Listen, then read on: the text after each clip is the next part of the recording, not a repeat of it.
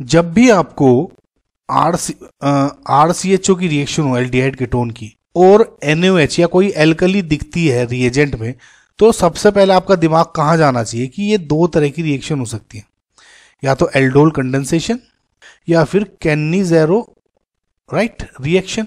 Aldol condensation के लिए जो COOH है या R है, कुछ भी है, इसमें अल्फा H जरूरी होने चाहिए। फॉर एग्जांपल CH3COOH है, ये जो C वाला है ये अल्फा कार्बन और ये हाइड्रोजन अल्फा हाइड्रोजन से, अगर ये प्रेजेंट है तो एल्डोल हो जाएगी। अगर ये प्रेजेंट नहीं है, फॉर एग्जांपल जैसे यही मैं आपको एग्जांपल दे दूं समझाने के लिए, इसमें कोई H नहीं है राइट, अल्फा H नहीं है, इस कार्बन से जुड़े हुए कार्बन पे जो होगा उससे जुड़े हुए ये अल्फा कार्बन, लेकिन इस पे H नहीं है, तो इस पे कैनिज़ेरो रिएक्शन होगी। सो सेम अगर आप इस अपने रिएजेंट को देखें तो ये जो CHO किसी पे भी अल्फा हाइड्रोजन नहीं है, तो मैं क्या करूंगा, अब देखिए कैनिज़ेरो रिएक्शन है क्या। कैनिज़ेरो रिएक्शन बेसिकली डिस्प्रपोर्शनेशन रिएक्शन होती है। डिस्प्रपोर्शनेशन रिएक्शन स्पेलिंग को देख लीजिए गाइस। इसमें होगा क्या कि ऑक्सीडेशन और रिडक्शन दोनों होता है, कुल मिला के बोल सकता हूं मैं कि रिडॉक्स रिएक्शन है एक तरह की।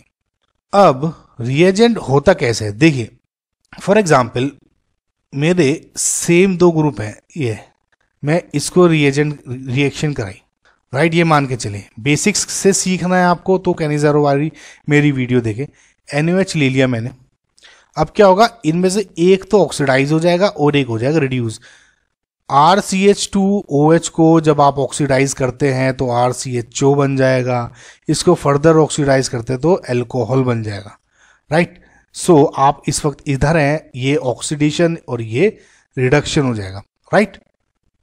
आई मीन इधर को अगर आप देखें, उल्टा नहीं।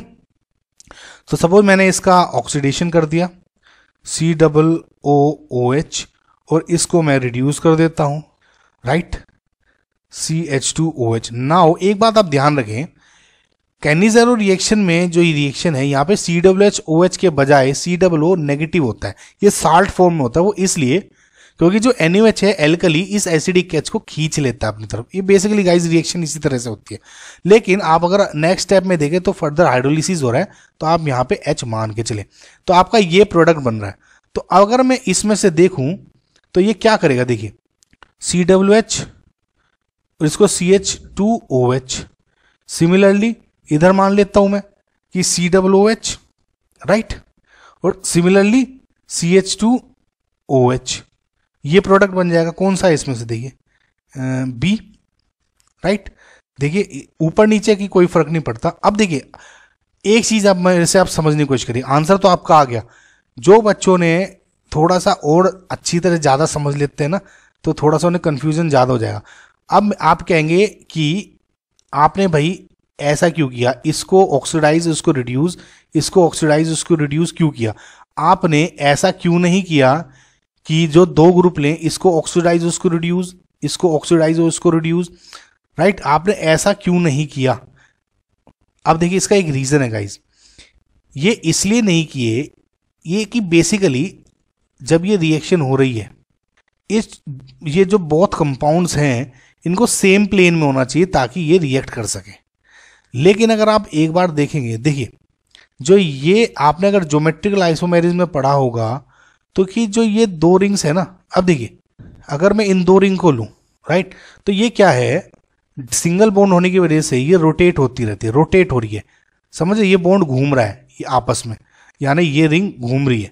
लेकिन जैसे ही मैं यहाँ पे ग्रुप जोड़ देता हूँ, फॉर एग्जाम्पल CHO, इधर CHO और इधर CHO और इधर CHO, सो इससे क्या होता है, इनका जो मूवमेंट है वो ब्लॉक हो जाता है। अब क्या होगा, सपोज आप इसको एक वर्टिकल प्लेन में आ जाएगी रिंग, तो ये सपोज वर्टिकल प्लेन में है और एक हॉरिजॉन्टल प्लेन में आ जाती है, समझ रहे।